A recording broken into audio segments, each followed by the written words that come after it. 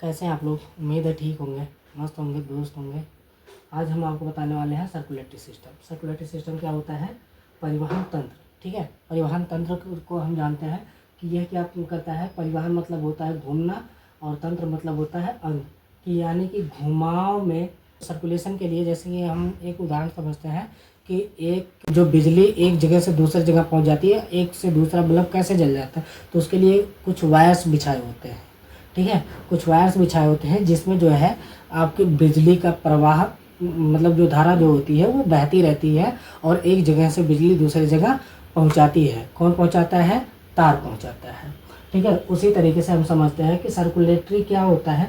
तो सर्कुलेटरी जो होता है वो परिवहन करता है, यानी कि जो हमें हमारे लिए चीज़ें ज़रूरी हैं, जैसे कि न्यूट्रिएंट्स, ऑक्सीजन्स, यानी कि न्यूट्रिएंट्स में क्या, फैट, विटामिन, मिनरल्स, जितने भी चीज़ें होती हैं, प्रोटीन्स, ये सारी जो भी चीज़ें होती हैं ये क्या होते हैं? न्यूट्रिएंट्स होते हैं। और ऑक्सीजन होती है, तो हमें जीने के लिए ऑक्सीजन और न्यूट्रिएंट्स की ज़रूरत पड़ती है। तो इनको जो है और ये कौन लेके जाने का काम करता है? ब्लड। ठीक है, तो blood is the most important हमारे लिए होता है। तो हम समझते हैं कि ब्लड का प्रवाह, यानी कि एक जगह से ब्लड को दूसरे जगह, यानी कि न्यूट्रिएंट्स को, ऑक्सीजन को पहुंचाने के लिए काम करता है हमारा वेसल्स। ठीक है, वेसल्स काम करता है। तो यह एक प्रकार का हम पाइप समझ लेते हैं इसको। और पाइप में जो है जब आप पानी डालेंगे तो पानी एक जगह से दूसरे, एक खेत में, एक खेत से दूसरे खेत में, दूसरे खेत से तीसरे खेत में हम पाइप के थ्रू जो है पानी को सर्कुलेट कर सकते हैं। ठीक है, अब इसके बाद हम समझते हैं कि वेसल्स क्या होता है। तो वेसल्स तीन प्रकार का होता है।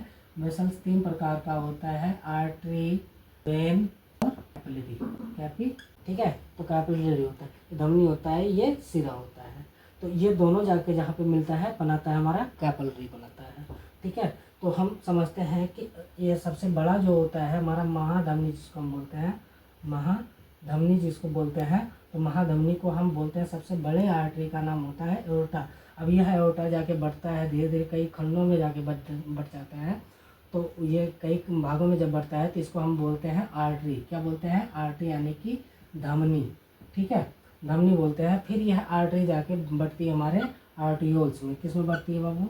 आर्टियोल्स में बढ़ती है। और यही आर्टियोल्स जाके जो है, जब कई भागों में ये बढ़ता है तो जाके जो है कैपिलरी में जाके खुलता है। किस में खुलता है? कैपिलरी में जाके खुलता है।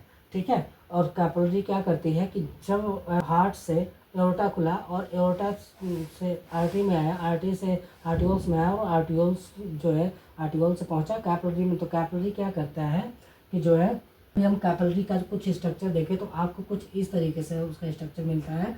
तो उसमें क्या होता है कि जो आर्टरी से चीज़ें आई होती हैं, तो आर्टरी से हम जानते हैं कि आर्टरी में हमेशा ऑक्सीजनेटेड ब्लड होता है और वेन में हमेशा डी ऑक्सीजनेटेड ब्लड होता है। ठीक है, तो यह सर्कुलेट करता है ऑक्सीजनेटेड ब्लड को। आर्टरी का काम क्या होता है? ये सर्कुलेट करता है ऑक्सीजनेटेड ब्लड को। वेन सर्कुलेट करता है आपके डीऑक्सीजनेटेड ब्लड को। अब कैसे करता है तो समझते हैं। हार्ट का, ये सारा हार्ट का काम होता है। तो हार्ट में जो है एक प्रक्रिया होती है, ठीक है, जिसको हम बोलते हैं कार्डियक साइकिल।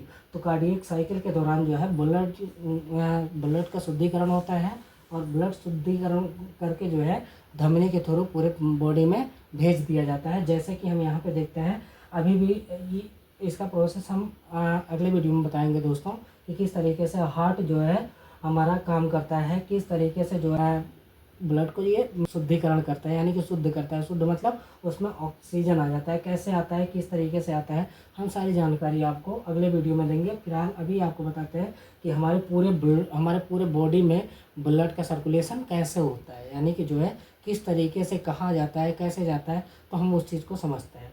ठीक है, तो ये हार्ट से खुलता है हमारा एओर्टा। एओर्टा से जो है ब्लड जाता है हमारा आर्टरी में जाता है, आर्टरी से आर्टियोल्स में आता है, आर्टियोल से कैपिलरी में आता है। और कैपिलरी क्या करती है? ये कोशिकाओं को जो है